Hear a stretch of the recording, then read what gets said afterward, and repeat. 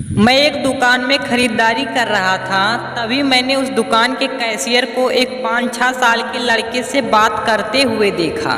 Cashier बोला, माफ़ करना बेटा, लेकिन इस गुड़िया को खरीदने के लिए तुम्हारे पास पर्याप्त पैसे नहीं हैं। फिर उस छोटे से लड़के ने मेरी ओर मुड़कर मुझसे पूछा, अंकल क्या आपको भी यही लगता है कि मेरे पास पूरे पैसे नहीं हैं? मैंने उसके पैसे गिने और उससे कहा, हाँ बेटे, यह सच है कि तुम्हारे पास इस गुड़िया को खरीदने के लिए पूरे पैसे नहीं हैं। वह नन्हा सा लड़का अभी भी अपने हाथों में गुड़िया थामे हुए खड़ा हुआ था। मुझसे रहा नहीं गया। इसके बाद मैंने उसके पास जाकर उससे पूछा कि यह गुड़िया वह किसे देना चाहता है। इस पर उसने उत्तर दिया कि यह वो गुड़िया है जो उसकी बहन को बहुत प्यारी है और वह इसे उसके जन्मदिन के लिए उपहार में देना चाहता है। यह गुड़िया पहले मुझे मेरी मम्मी को देना है, जो कि बाद में जाकर मेरी बहन को देगी।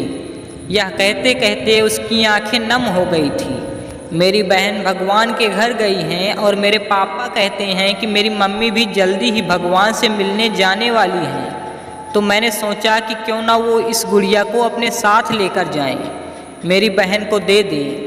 मेरा दिल धक धक सा कर रहा था। उसने ये सारी बातें एक सांस में ही कह डाली और फिर मेरी ओर देखकर बोला, मैंने पापा से कह दिया है कि मम्मी से कहना कि वो अभी ना जाएं, वो मेरा दुकान से लौटने तक का इंतज़ार करें। फिर उसने मुझे एक बहुत प्यारा सा फ़ोटो दिखाया जिसमें वह खिलखिलाकर हंस रहा था। इसके बाद उसने मुझसे कहा, मैं चाहता हूँ कि मेरी मम्मी मेरा यह फ़ोटो भी अपने साथ ले जाएं, ताकि मेरी बहन मुझे भूल नहीं पाए। मैं अपनी मम्मी से बहुत प्यार करता हूँ और मुझे नहीं लगता कि वो मुझे ऐसे छोड़ने के लिए राज़ी होंगी। पर पापा कहते हैं कि उन्हें मेरी छोटी बहन के साथ रहने के लिए जाना ही पड़ेगा। इसके बाद फिर से उसने उस गुड़िया को गमगीन आँखों से खामोशी से देखा। मेरे हाथ जल्दी से अपने बटुए तक पहुँचे। मैंने उससे कहा, चलो एक बार और गिनती करके देखते हैं कि तुम्हारे पास गुड़िया के लिए पर्याप्त पैसे हैं या नहीं। उसने कहा, ठीक है, पर मुझे लगता है मेरे पास पूरे पैसे हैं। इसके बाद मैंने उससे नज़रें बचाकर कुछ पैसे उसमें जोड़ दिए और फिर हमने उसे गिनना शुरू किया। ये पैसे उसकी गुड़िया के लिए काफ़ी थे। यही नहीं, कुछ पैसे अतिरिक्त बच भी गए थे। नन्हे से लड़के ने कहा, भगवान का लाख लाख शुक्र है मुझे इतने सारे पैसे देने के लिए।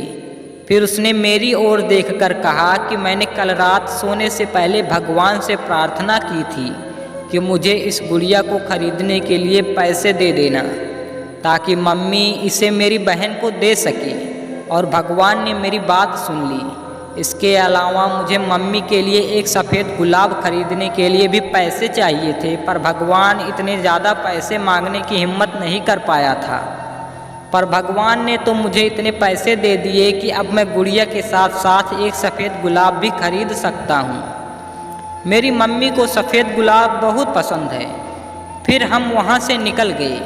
मैं अपने दिमाग से उस छोटे से लड़के को निकाल नहीं पा रहा था। फिर मुझे 2 दिन पहले स्थानीय समाचार पत्र से छपी एक घटना याद आ गई, जिसमें एक शराबी ट्रक ड्राइवर के बारे में लिखा था, जिसने नशे की हालत में मोबाइल फ़ोन पर बात करते हुए एक कार चालक महिला की कार को टक्कर मार दी थी, जिसमें उसकी 3 साल की बेटी की घटनास्थल पर ही मौत हो गई और वह महिला कोमा में चली गई थी। अब एक महत्वपूर्ण निर्णय उस परिवार को ये लेना था कि उस महिला को जीवन रक्षक मशीन पर बनाए रखना है अथवा नहीं, क्योंकि वह कोमा से बाहर आकर स्वस्थ हो सकने की अवस्था में नहीं थी। क्या वह परिवार इसी छोटे से लड़के का ही था? मेरा मन रोम रोम कांप उठा। मेरे उस नन्हे लड़के के साथ हुई मुलाकात के 2 दिन बाद मैंने अखबार में पढ़ा कि उस महिला को बचाया नहीं जा सका। मैं अपने आप को रोक नहीं सका और अखबार में दिए पते पर जा पहुंचा, जहां उस महिला को अंतिम दर्शन के लिए रखा गया था।